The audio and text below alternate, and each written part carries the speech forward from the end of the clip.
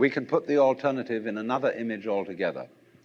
And I will call this not the ceramic image, not the fully automatic image, but the dramatic image. Consider the world as a drama. What's the basis of all drama? The basis of all stories, of all plots, of all happenings. It's the game of hide and seek. You get a baby. What's the fundamental first game you play with a baby? You put a book in front of your face, and you peek at the baby like this. The baby starts giggling. Because the baby is close to the origins of life. It comes from the womb really knowing what it's all about, but it can't put it into words. See, what every child psychologist really wants to know is to get a baby to talk psychological jargon and explain how it feels. But the baby knows. You do this and this, this, and the baby starts laughing because the baby is a recent incarnation of God. And the baby knows, therefore, that hide and seek is the basic game. See, before, when we were children, we were taught 1, 2, 3, and ABC. But we weren't sat down on our mother's knees and taught the game of black and white. That's the thing that was left out of all our educations. That life is not a conflict between opposites, but a polarity. The difference between a conflict and a polarity is simply, when you say about opposite things, we sometimes use the expression, these two things are the poles apart. You say, for example, with someone with whom you totally disagree, I'm the poles apart from this person. But your very saying that gives the show away. Poles. Poles are the opposite ends of one magnet.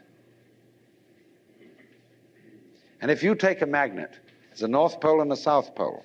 All right, chop off the South Pole, move it away. The piece you've got left creates a new South Pole. You never get rid of the South Pole. Things may be the poles apart, but they go together. And you can't have the one without the other.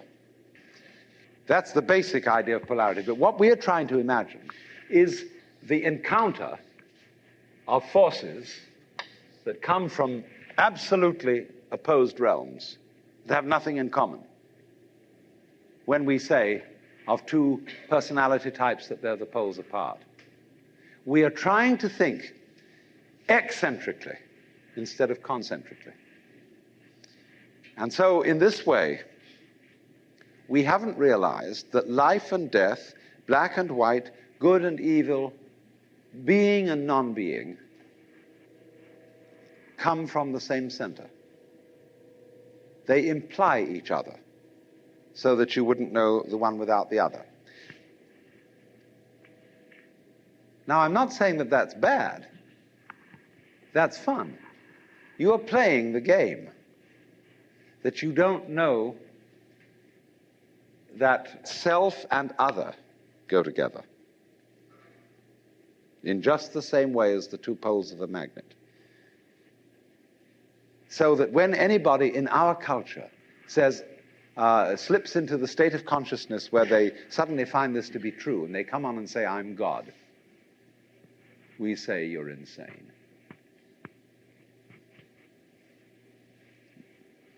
Now, it's very difficult. You can very easily slip into the state of consciousness where you feel you're God. It can happen to anyone. Just in the same way as you can get the flu or measles or something like that, you can slip into the state of consciousness.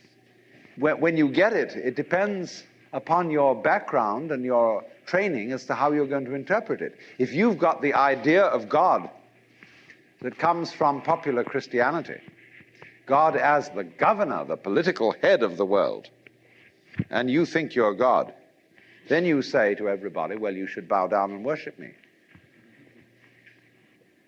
But if you're a member of Hindu culture and you suddenly tell all your friends, I'm God, instead of saying you're insane, they say, congratulations, at last you found out.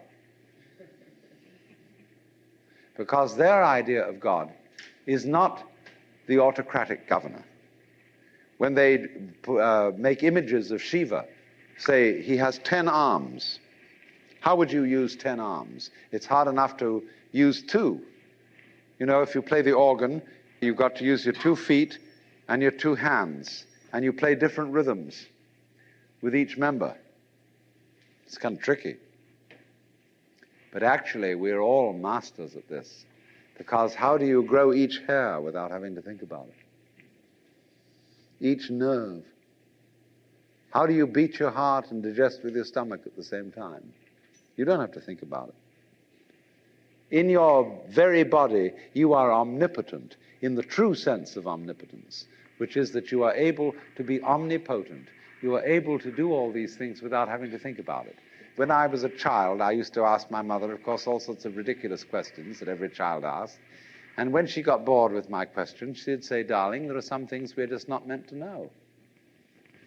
Well, I said, will we ever know? She said, yes, of course, when we die and go to heaven, God will make everything plain. So I used to imagine that on wet afternoons in heaven, we'd all sit around the throne of grace and say to God, well, now, why did you do this? And how did you do that? And he would explain it to us. Heavenly Father, why are the leaves green? And he would say, because of the chlorophyll. And we'd say, oh.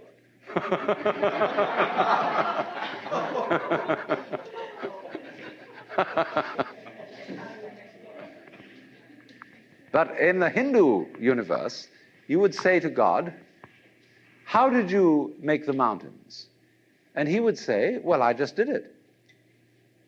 Because what you're asking me for, when you ask me how did I make the mountains, you're asking me to describe in words how I made the mountains.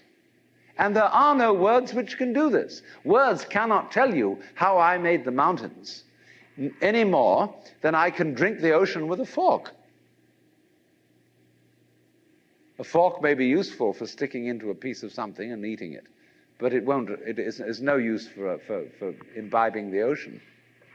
It would take millions of years. So it would take millions of years. In other words, you would be bored with my description long before I got through it if I put it to you in words.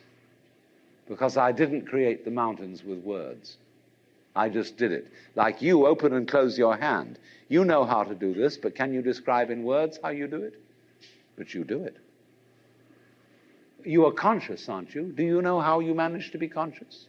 Do you know how you beat your heart? Can you say in words, explain correctly how this is done? You do it, but you can't put it into words. Because words are too clumsy. And yet you manage this expertly for as long as you're able to do it.